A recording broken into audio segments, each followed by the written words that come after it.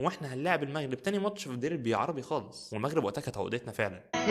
يتخلى عليا بلاش ما نعيش ولا تانية في غيابه، حسيت معه بالحب وقلب بغاه وارتاح لقلبه. بس قبل ما ندخل في تفاصيل الماتش تعالى نحكي لك حدوتين حلوين كده. حماد الصدقي اللي قلنا كان مدرب في جهاز حسن شحاته وقتها طلع قال ان عماد متعب كان عايز يسيب المعسكر ويمشي بعد اول ماتش، وكابتن حسن ما كانش يعرف الموضوع ده غير بعده بسنتين. في لعيب في 2006 ما لعبش اول مباراه، فضايق جدا جدا ولما شنطته وماشي. في حاله بيجي له كده فلازم احتويه. يمكن قعدنا لغايه صلاه الفجر برانا اهو، الكابتن ما يعرفش اي حاجه خالص.